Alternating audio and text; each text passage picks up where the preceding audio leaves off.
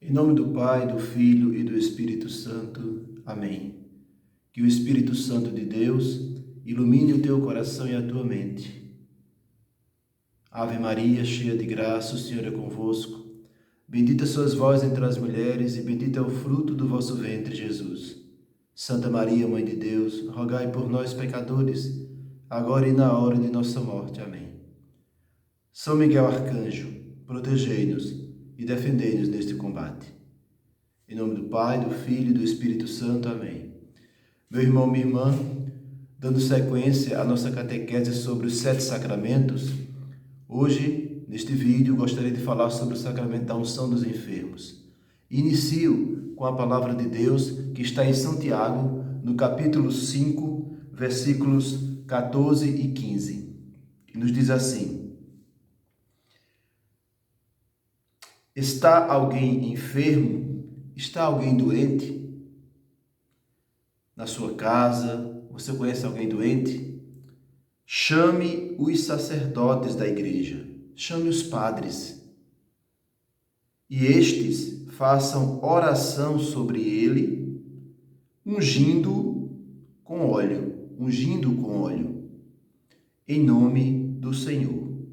A oração da fé salvará o doente, o enfermo, e o Senhor o restabelecerá.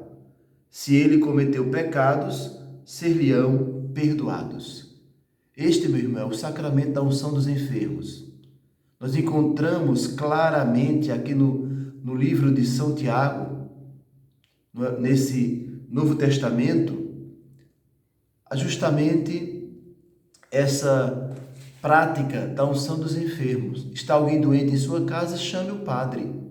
E o padre, indo a esse doente, fará a oração devida. Colocará óleo neste doente, o óleo sagrado, o óleo da unção dos enfermos. E este ficará curado. E se ele tiver pecados, ser-lhe-ão perdoados os pecados. É uma grande graça que Deus nos dá. O sacramento da unção dos enfermos é o carinho de Deus na hora da dor, na hora do sofrimento. Que pena que muitas pessoas não procuram esse sacramento.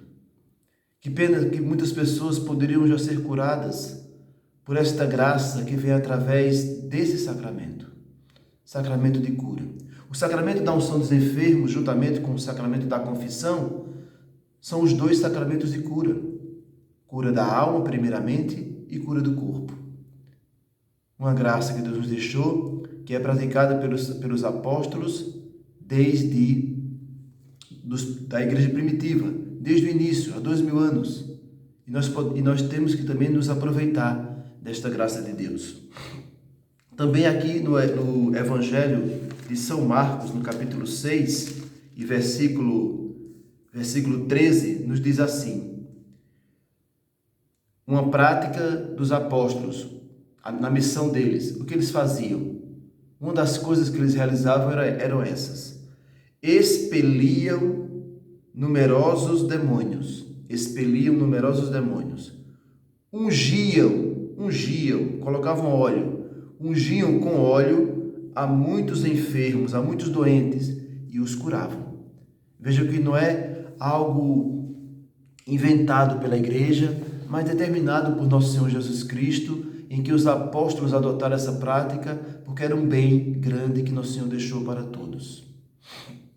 Esse sacramento da unção dos enfermos era antigamente chamado de extrema unção.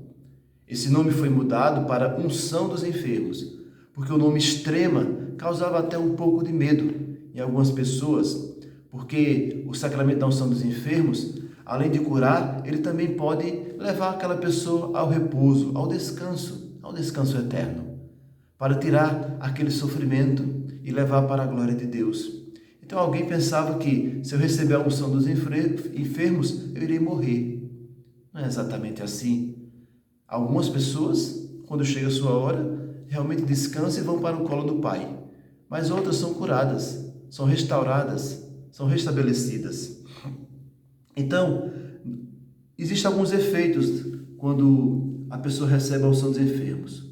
Primeiro, ela pode ser curada. Existem muitos testemunhos de pessoas curadas após receber a unção dos enfermos. Depois ela pode receber, como já falei, o descanso, o repouso, pode vir a morte. Mas pessoas que sofrem tanto, às vezes, com anos com aquela doença, e quando o sacerdote sai de lá daquela casa, fica sabendo que aquela pessoa chegou à sua Páscoa, partiu para a casa do Pai. Para nós que fica a saudade, mas para quem vai para o céu é uma grande alegria. Também, quando não é curado e não chega também o repouso eterno, chega também o alívio das dores.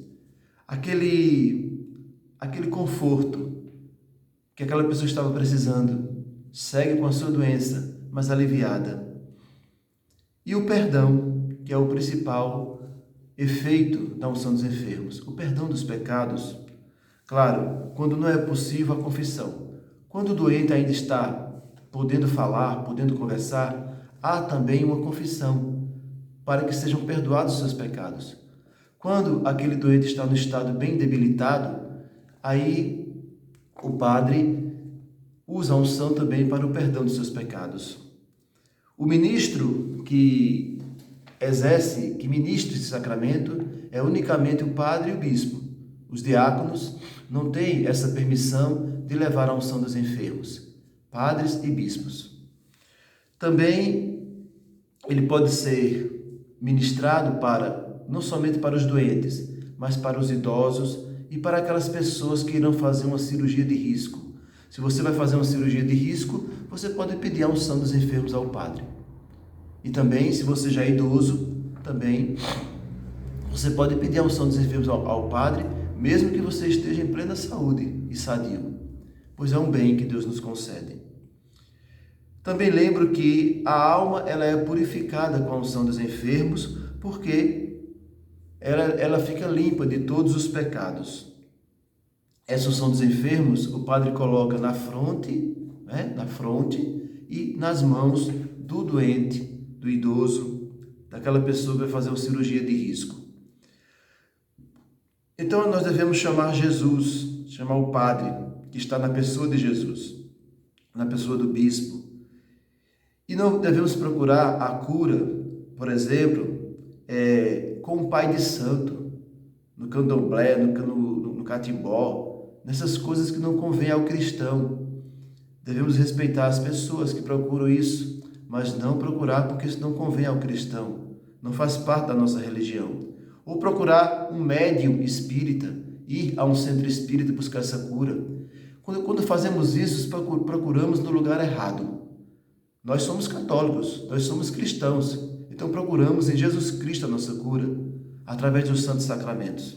Ou até, algumas pessoas fazem até pactos com o demônio para serem curadas. Não se faz pacto com o demônio, mas sim um pacto de aliança com nosso Senhor Jesus Cristo, com Deus eterno e todo-poderoso. É aí onde você deve procurar. É necessário também a fé, pois o sacramento não é mágica, é fé. Então devemos procurar ter fé. Então a graça acontece, a cura, pela fé daquele que ministra ou pela fé do doente. E aí o Senhor se aproveita dessa fé para nos curar. Quando falamos de doença, também falamos de sofrimento. Então, todo ser humano passa por sofrimentos. E o sofrimento, Deus nos permite, não é vontade de Deus o sofrimento, mas Ele nos permite para nos purificar. E o sofrimento, com o sofrimento, nós experimentamos a nossa limitação. Nós percebemos claramente que somos seres limitados, que esse corpo ele tem o seu limite. Nós percebemos também a nossa fragilidade e a nossa finitude. Temos um fim. Ninguém aqui vai viver para sempre humanamente, mas sim vivemos para sempre espiritualmente, porque a nossa vida é eterna. Mas queremos viver essa vida eterna não no inferno, mas no céu. Então Deus nos dá essa graça também para evitar o nosso orgulho. Já pensou se a gente se a gente tivesse a certeza que não ia morrer, que não temos uma finitude, não temos uma fragilidade, quantas pessoas com seu orgulho de hoje iriam levantar, empinar o nariz e às vezes até rejeitar Deus.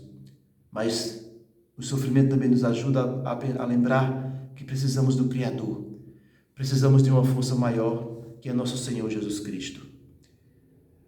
Então, a doença é uma condição da natureza humana e é uma provação. Mas Deus se aproveita dessa provação para nos curar, para nos santificar, para nos libertar.